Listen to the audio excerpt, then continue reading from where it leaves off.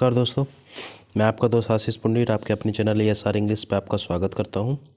आज हम next story जिसका टाइटल है the fox and the wolf in court. Fox लोमड़ी को बोलते हैं, एंड का मतलब और होता है, और वॉल्फ किसको बोलते हैं? भेड़िया को बोलते हैं। इन कोर्ट, इन मतलब में, कोर्ट बोलते हैं दरबार को, दरबार या जैसे आपका जो अदालत होती है ना उसको बोलते हैं, है ना। A fox and a wolf were fighting to know who was a cheater among them। एक लोमड़ी थी और एक भेड़िया था। जब ये दो हो गए, एक ये हो गया एक ये हो गया, तो इनके साथ जो हेल्पिंग वर्ब लगेगी वो हमेशा प्लूरल लगेगी, वाज नहीं लगेगा, वरी लगेगा। तो यहाँ पे सही लग रहा है ना। A fox and a wolf were fighting, were fighting आ रहा तो पास्ट कंटिन्यूस बनना है। टू नो मतलब वो लड़ रहे थे, टू नो जानने के लिए कि हु वॉज अ चीटर, कि चीटर कौन है। अमंग दैम, चीटर बोलते बेईमान को, कि हु वॉज अ चीटर, कि बेईमान कौन है।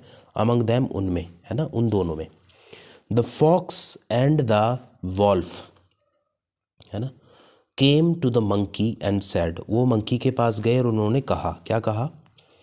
मंकी के पास गए और उन्होंने कहा कि सिंस यू आर जज, सिंस का मतलब चूंकि, यू मिस तुम, आर यू आर तुम हो, आर जज क्योंकि तुम हमारे जज हो, मतलब हमारे न्यायाधीश हो। टेलस, टेल मने बताओ, असमिस हमें बताओ। हु इज़ रॉन्ग, गलत कौन है। हु इज़ रॉन्ग, हु मने कौन, इज मिस है, रॉन्ग मने गलत, कौन गलत है।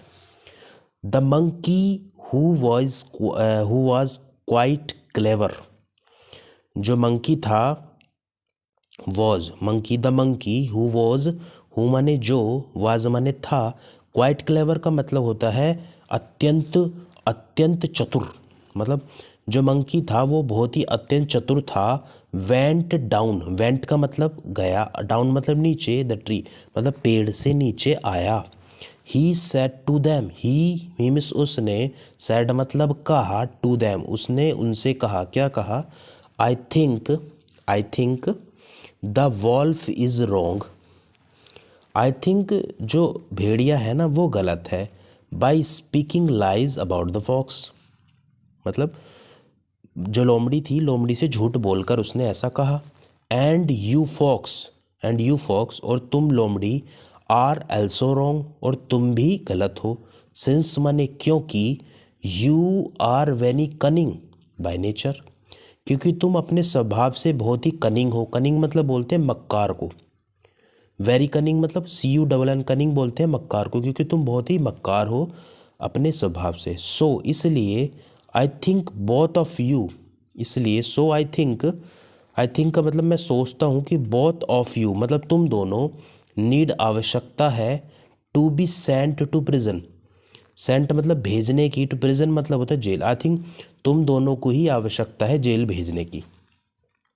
The fox and the wolf, जो लोमड़ी थी और जो भेड़िया था, डिसाइडेड उन्होंने निर्णय किया, दैट कि इट वॉज बेटर कि यह सही रहेगा, टू बिकम फ्रेंड्स मतलब दोस्त बनना ही सही रहेगा, एंड लिव पीसफुली और शांतिपूर्वक रहना ही सही रहेगा।